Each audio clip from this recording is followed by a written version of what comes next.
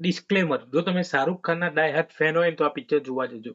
કેમ કે ભાઈ જો તમે લાયન કિંગ જોયું હશે તો લાયન કિંગ જેટલું જોરદાર આ જે મુફાસા છે એ નથી. બાકી પિક્ચર આમ તો જોરદાર જ છે પણ જે પહેલું લાયન કિંગ હતું એની જોડે જો કમ્પેર કરશો તો એટલું જોરદાર નથી. શાહરુખ ખાનનું એક મેં હું ના કરીને પિક્ચર આવ્યું હતું, એમાં એક ગીત આવ્યું ને, કિસકા હૈ યે તુમકો ઇંતજાર મેં હું ના. આ ગીત આપણા જે મુફાસા મૂવીમાં નાખવામાં આવ્યું છે. જી હા દોસ્તો, હું વાત કરી રહ્યો છું મુફાસા ધ લાયન કિંગ. આજે રિલીઝ થયું છે આ પિક્ચર, જેમાં મુફાસા અને સ્કાર આ બેની વચ્ચેની સ્ટોરી બતાવવામાં આવી છે. સ્કાર કોણ છે? જો તમે લાયન કિંગ પહેલું જોયું તો તમને યાદ હશે. મુફાસા જ્યારે રાજા બને છે ત્યારે સ્કાર કઈ રીતે જલનનો શિકાર થાય છે એ બતાવવામાં આવ્યું છે. ભાઈ હમણાં જ મેં આ ફિલ્મ જોઈ અને એનિમેશનની વાત ના પૂછો, એકદમ જોરદાર એનિમેશન હતું. આપણે 3D માં જોઈ હતી એવું લાગતું હતું કે આપણે થિયેટરની સ્ક્રીનમાં નહીં પરંતુ પ્રાણીઓ આપણી આજુબાજુમાં જીવી રહ્યા હોય એવું જોવા લાગ્યું. બાળપણમાં જો તમે લાયન કિંગ જોયું હોય તો એને પૂરેપૂરું આમ તમારી આજુબાજુમાં પ્રાણીઓ જોડે તમે ઘેરાયેલા હોય, 3D માં એવો અનુભવ લાગ્યો. હવે આ ફિલ્મની વિશેષતા શું છે તો ભાઈ આ એક મ્યુઝિકલ પિક્ચર છે.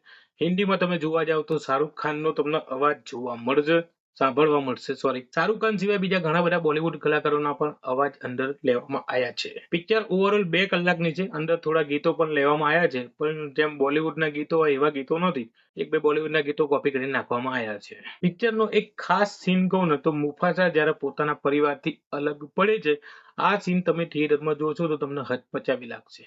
તમને એવું લાગે કે ચાલુ પ્રાણીઓમાં પણ આવું હોય છે, એક દયા પ્રાણીઓ પ્રત્યે પણ તમને આવી જશે. આ દ્રશ્ય હતું ને એ જોરદાર હતું. એ સીન તમને આમ પ્રાણીઓ માટે તમારા આંખમાંથી પાણી આવી જાય ને એવું તમને લાગશે. પિક્ચરની સ્ટોરી 2 કલાકનું પિક્ચર છે. પિક્ચર તમને જકડી રાખશે. ખાસ કરીને જે આપણા બોલિવૂડના કલાકારોનો અવાજ છે, સ્ટોરી એકદમ મસ્ત રીતે પ્રેઝન્ટ કરવામાં આવી છે.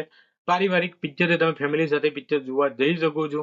પિક્ચર એન્ડમાં એક સરસ મજાનો સંદેશ પણ આપે છે કે આપણા જીવનમાં ફેમિલી અને સંબંધોનું મહત્વ કેટલું બધું છે. આ પિક્ચરમાં જે મુફાસા છે એના જીવનમાં જે તકલીફના અવરોધો આવે છે અને જે રીતે એ બધી તકલીફોને પાર પાડે છે એ રીતે આપણી રિયલ લાઈફમાં પણ આવા જ પ્રોબ્લેમ આવતા હોય છે પારિવારિક, અને એમાંથી આપણે કઈ રીતે પાર પડવું એ પણ બહુ મસ્ત રીતે સમજાવવામાં આવ્યું છે. સ્ટોરી તમને જકડી રાખશે. આની અંદર થ્રિલિંગ થોડું ઓછું છે પરંતુ જે ઇમોશનલ સીન છે, ફિલિંગ છે એ તમને ભાવનાત્મક બનાવી શકશે. બાકી જો તમે લાયન કિંગ જોયું હોય તો પછી લાયન કિંગના તમે ચાહક હોય તો આ પિક્ચર તમારે થિયેટરમાં જોવી જોઈએ. મિસ કરવા જેવી પિક્ચર નથી. થિયેટરમાં આ મૂવીનો એક્સપિરિયન્સ એકદમ અલગ છે. બાળકોથી લઈને મોટા લોકો પણ જો પિક્ચર જોવા જાય તો પણ એકદમ હસતા ચહેરે તમે બહાર આવશો. તો શું ભાઈ તમે આ પિક્ચર જોઈ?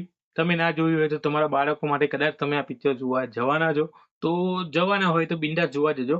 પહેલા ભાગ જેવું નથી પણ જોવાની ખરેખર મજા આવશે એ હું તમને કહું છું. તમે આ પિક્ચર જોઈ તો તમને પિક્ચર કેવી લાગી કોમેન્ટ કરીને બતાવો. શું તમને શાહરુખ ખાનનો અવાજ ગમ્યો કે નહીં?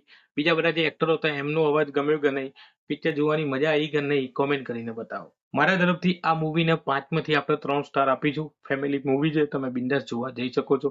ઓલરેડી બીજા 2-3 મૂવી આયા છે એટલે પણ આ પિક્ચર વધારે ચાલશે એવું લાગી રહ્યું છે. વનવાસ કરીને મૂવી આવ્યું છે, આપણું 31st આવ્યું છે. બસ આ પિક્ચર સારું ચાલશે એવું લાગી રહ્યું છે. તો that's all four today's video. Video પસંદ આવે તો ભાઈ લાઈક જરૂરથી કરજો અને ચેનલમાં નવા હોય તો સબસ્ક્રાઇબ જરૂર કરીને જાવજો. ફરીથી મળીશું નવા કોઈ વિડીયો સાથે. જય હિન્દ, જય જય ગરવી ગુજરાત.